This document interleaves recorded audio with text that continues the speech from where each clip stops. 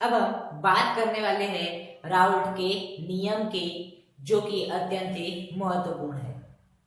देखिए क्या पढ़ने वाले हैं अब हम, राउल्ट का नियम।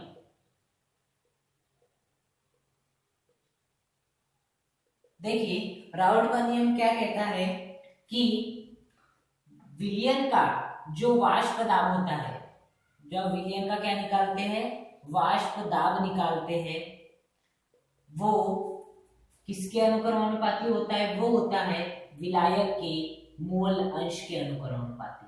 किसके, विलायक के मोल अंश के अनुक्रमानुपाती होता है। क्या, विलायक का जो मोल अंश होता है, यदि विलायक का मोल अंश ज्यादा होगा तो आपका विलयन का वाष्प दाब भी ज्यादा होगा, यदि विलायक का मोल अंश कम होगा तो आपके विलयन का वाष्प दाब भी कम होगा। ये किसका नियम है, राउल्ट का नियम है। और यहाँ पर किसी भी ताप पे ले सकता है, ऐसा आवश्यक नहीं कि हेनरी ने बोला था कि ताप स्थिर होना चाहिए, जबकि इन्होंने कहा है कि आप कोई भी ताप पर ले सकते हैं, लेकिन कोई भी आपने ताप लिए, लेकिन उसके लिए जो होगा विलायक का मोल अंश विलयन के वाष्प दाब के क्या होगा, समानुपाती होगा। अब हम इसे समझने का प्रयास करते हैं। तो इसका क्या अर्थ हुआ कि आपका जो पीएस है, ये मान लेते हैं आपका जो सॉल्यूशन का वाष्प दाब अनुक्रमानुपाती क्या हुआ, विलायक का मोल अंश वो हम क्या मान लेते हैं, x1 मान लेते हैं। तो यहाँ से आपका पीएस बराबर क्या आ जाएगा, आपका एक स्थिरांक आ जाएगा यहाँ, जिससे हम क्या बोलेंगे, आपका पीएस नॉट, जिसे हम क्या बोलेंगे, इसे पीएस नॉट कहेंगे। तो ये आ गया आपका राउल्ट का नियम।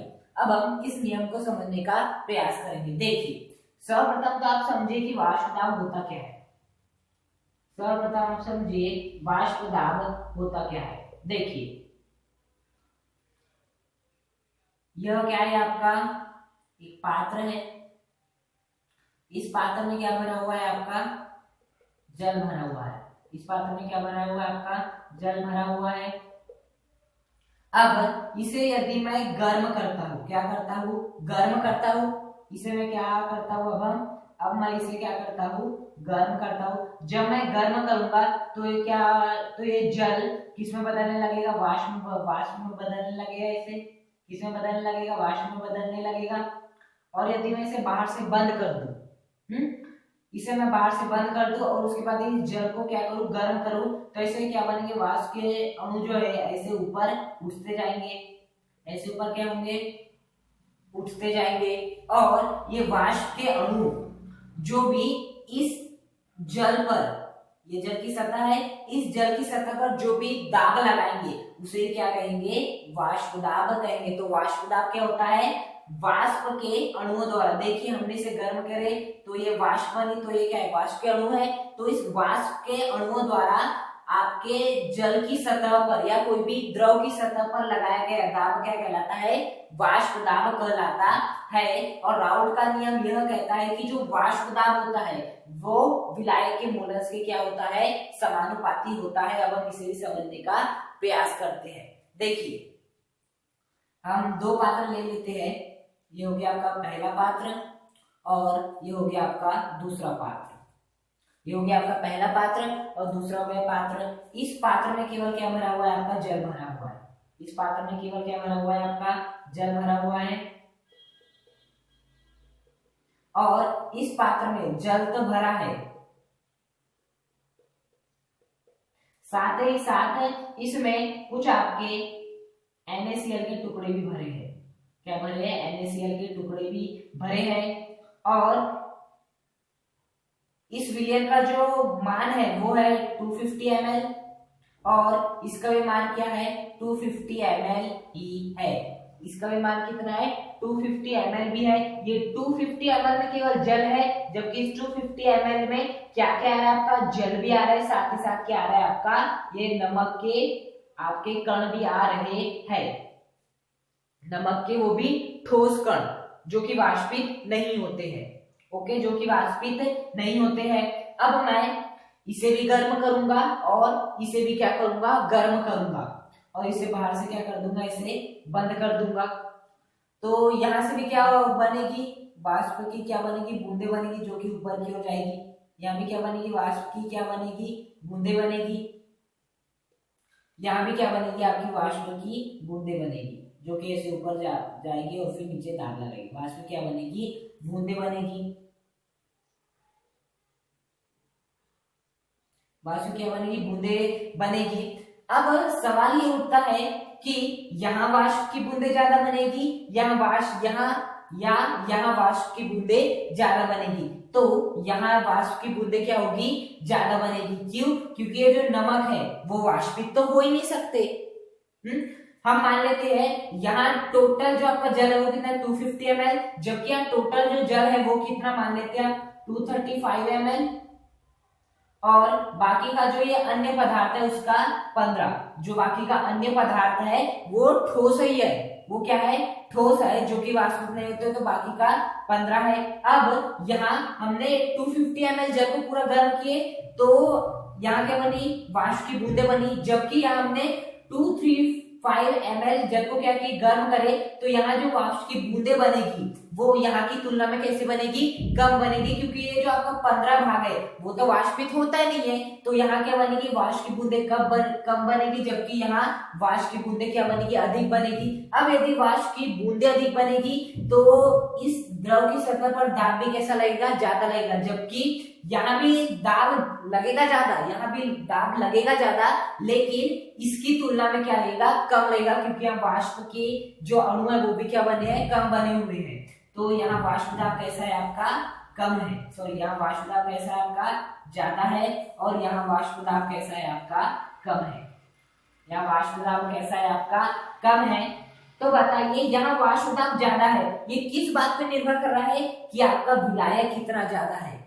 ओके, यहाँ विलायक कितना ज्यादा है। यहाँ देखिए विलायक आपका 235 ml था, जैसे कि यहाँ विलायक जल था 235 ml था, तो यहाँ वाष्प दाब भी कम आया। क्यों, क्योंकि वाष्प के अणु भी कम बने, तो वाष्प दाब भी कम आया। जबकि यहाँ क्या था, आपका जो विलायक था वो भी कैसा था, यहाँ की तुलना में ज्यादा था, यहाँ 235, यहाँ 250, तो यहाँ वाष्प के अणु भी ज्यादा बने, जिससे कि वाष्प दाब भी कैसा आया, ज्यादा आया। वाष्प दाब भी कैसा आया, ज्यादा आया। तो यहाँ समझ आ रहा है कि जो विलयन का जो वाष्प दाब होता है, ये दोनों ही क्या है, विलयन है, वो विलायक के मोल अंश पे क्या करता है, निर्भर करता है। अर्थात मोल अंश का अर्थ क्या होता है कि आपका विलायक का मोल अंश का क्या अर्थ होता है कि आपका विलायक आपके विलयन में कितना घुला हुआ है। तो देखिए यहाँ विलायक का जो मोल अंश था, अर्थात विलायक की मात्रा भी समझ सकते हैं। विलायक की जो मात्रा थी वो कैसी थी, यहाँ बहुत ज्यादा थी 250 ml, जबकि यहाँ विलायक की मात्रा कम थी, अगर विलायक का मोल अंश कम था, तो यहाँ वाष्प दाब भी क्या आया, कम आया, और यहाँ वाष्प दाब क्या आया, अधिक आया, क्योंकि यहाँ विलायक का मोल अंश ज्यादा था, यहाँ विलायक का मोल अंश कम था। तो यहाँ समझ में आया कि विलयन का जो वाष्प दाब होता है वो विलायक के, यहाँ विलायक का मोल अंश ज्यादा था कि क्या होता है, समानुपाती होता है। विलायक का मोल अंश ज्यादा तो आपका विलयन का वाष्प दाब भी ज्यादा, विलायक का मोल अंश कम, जैसे कि यहाँ, तो विलयन का वाष्प दाब भी कैसा होगा, कम होगा। यदि आपको एग्जाम में राउंड का नियम पूछा जाता है तो आप किस प्रकार से लिखेंगे, किसी दिए हुए ताप पर अवाष्पशील विलेय युक्त, आपको जो भी ताप दिया है ये क्या है, अवाष्पशील विलेय है आपका। विलेय क्या होता है, जिसको मिलाते हैं, तो हमने इसको इस विलायक में मिलाया, तो किसी दिए हुए ताप पर अवाष्पशील विलेय युक्त, या अवाष्पशील विलेय युक्त विलयन है का वाष्प दाब किसके अनुक्रमानुपाती होता है, विलायक के मोल अंश के क्या होता है, अनुक्रमानुपाती होता है। अर्थात हम मान लेते हैं आपके दो क्या है, पात्र है, और इसे हमने बाहर से बंद कर दिए, और यहाँ भी आपका अवाष्पशील विलेय मिला है, और यहाँ भी आपका क्या मिला है, अवाष्पशील युक्त विलेय आपका क्या है, मिला हुआ है, और ये क्या बना हुआ, आपका विलायक बना हुआ है। तो बताइए इस परिस्थिति में किसका वाष्प दाब ज्यादा होगा, इस परिस्थिति में वाष्प दाब इसका ज्यादा होगा। क्यों वाष्प दाब अधिक होगा, क्योंकि यहाँ जो है आपकी किसकी मात्रा अधिक है, जल की मात्रा अधिक है। जबकि यहाँ यदि हम देखें तो आपकी जल की मात्रा कैसी कम है, अर्थात विलायक की मात्रा या कम है, तो आपका जो विलयन का वाष्प दाब भी कम, और यहाँ विलायक की मात्रा ज्यादा है, तो विलायक की मात्रा ज्यादा, विलायक का मोल ज्यादा, तो विलयन का वाष्प दाब भी कैसा है, ज्यादा है। तो यही है आपका राउल्ट का नियम।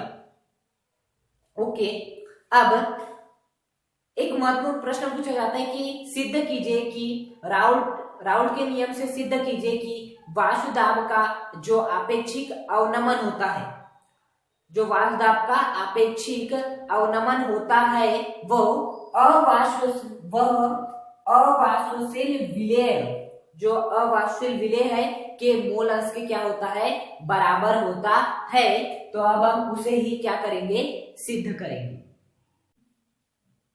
अब हम बात करने वाले हैं आपके महत्वपूर्ण प्रश्न, सिद्ध कीजिए कि वाष्प दाब का आपेक्षिक अवनमन अवाष्पशील विलेय के मोल अंश के क्या होता है, बराबर होता है। तो चलिए स्टार्ट करते हैं। देखिए सर्वप्रथम तो ये समझिए कि वाष्प दाब का आपेक्षिक अवनमन का क्या अर्थ होता है। देखिए अवनमन का अर्थ होता है आपका कमी।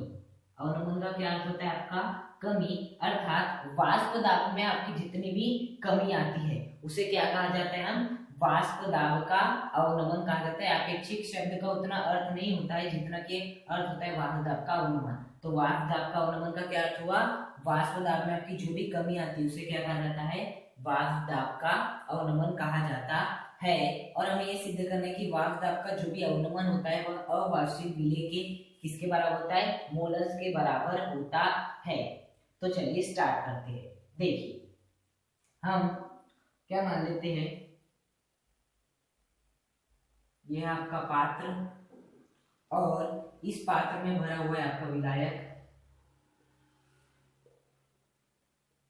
इस पात्र में क्या भरा है, विलायक, और इसमें आपने अवाष्पशील विलेय क्या हुआ है, मिलाया हुआ रखा है। ये क्या आपका अवाष्पशील विलेय है। तो हम ये मान लेते हैं जो आपका अवाष्पशील विलेय है, जो आपका अवाष्पशील विलेय है उसके मोल कितने हैं, विलेय के जो मोल है वो हम कितना मान लेते हैं, वो है आपका N1, मतलब कि वो हम मान लेते कितना है आपका N2 मान लेते। तो यहाँ जो अवाष्पशील विलेय हमने मिलाया उसके मोल कितने हैं, N2 है, और जो आपका विलायक है उसके मोल कितने मान लेते हैं हम, जो आपका विलायक है उसके जो मोल है वो कितने हैं, यहाँ हम मान लेते हैं N1 है। यहाँ कितना मान लेते हैं हम, N1 है। तो बताइए अवाष्पशील विलेय का मोल अंश कितना हो जाएगा, अवाष्पशील विलेय का मोल अंश कितना हो जाएगा, अवाष्पशील विलेय का मोल अंश, ये तो मोल है लेकिन मोल अंश कितना होगा, वो हो जाएगा अवाष्पशील विलेय का मोल, आप जानते हैं हम पढ़ चुके हैं पिछले वीडियो में, डिवाइड बाय अवाष्पशील विलेय का मोल प्लस विलायक का मोल। तो ये हो जाएगा आपका किसका मान, ये हो जाएगा आपका अवाष्पशील विलेय का मोल अंश जो कि कितना है N2/N2 प्लस N1। अब हम निकाल लेते हैं आपका विलायक का मूल अंश, किसका मूल अंश, विलायक का मूल अंश। तो यहाँ से यदि हम देखें तो विलायक का मूल अंश कितना आ जाएगा, यही क्या होगा, विलायक का मूल जितना भी कितना है N1 डिवाइड बाय अवाष्पशील विलेय का मूल N2 प्लस विलायक का मूल N1। तो ये आ गया आपका अवाष्पशील विलेय का मूल अंश और ये आ गया आपका विलायक का मूल अंश। इससे आपको अच्छे से याद रखना है, ये बहुत ही महत्वपूर्ण चीज है। तब हम राउल्ट के नियम से जानते हैं क्या, PS is equal to P not S x1, जहाँ x1 का क्या अर्थ होता है आपका विलायक का मूल अंश, और अवाष्पशील विलेय के मूल अंश को हम x2 मान लेते हैं, कितना मान लेते हैं x2। तो ये क्या हो गया विलायक का मूल अंश। अब क्या करते हैं हम, जो आपका P नॉट S भी इनटू की स्थिति में इस साइड में रहता है अपॉन की स्थिति में है, तो PS upon P not S is equal to क्या आ जाएगा x1। यहाँ से यहाँ पर x1 की वैल्यू रख देते हैं जो कितनी है N1/N2 प्लस N1 रख देते हैं, क्या हो जाएगा PS divide by P not S is equal to N1/N2 plus N1। अब इन दोनों में से 1 माइनस कर देते हैं, PS upon P not S is equal to 1 minus N1/N2 plus N। इसको यदि हम सॉल्व करते तो क्या होगा, P not S minus PS divide by P not S। ये क्या है P नॉट S, यहाँ पे बन जाएगा N2 plus N1 minus N1 divide by N2 plus N1। अब इसका आगे हम सॉल्व कर लेते हैं, आप करते हैं क्या बन जाएगा P not S minus PS, जैसे कैसे लिख देते हैं P not S minus PS upon P not S is equal to, देखिए इसे सॉल्व करें तो n माइनस एन वन से प्लस एन वन कैंसिल, क्या देगा n2 upon n2 plus n1। और यदि आप ध्यान से देखें तो n2 upon n2 plus n1 क्या है, आपका अवास्तविक विधि का मूलक रहता है x2। तो आपकी जो x2 है उसकी वैल्यू कितनी आ गई, p not s minus P S divide by P not S. अब ये इसे क्या कहा जाता है, वाष्प दाब का अपेक्षिक अवनमन। क्या कहा जाता है, वाष्प दाब का अपेक्षिक अवनमन कहा जाता है। क्या कहा जाता है इसे, वाष्प दाब का अपेक्षिक अवनमन कहा जाता है, जो किसके बराबर आ गया आपका x1, अर्थात अवास्तविक विलेय के मूलक का। और अब ये तो सिद्ध करना था कि वाष्प दाब का अपेक्षिक अवनमन जो ये रहा, अवास्तविक विलेय के मूलक जो कि ये रहा कि क्या होता है, बराबर होता है, और इसे हमने सिद्ध कर दिया।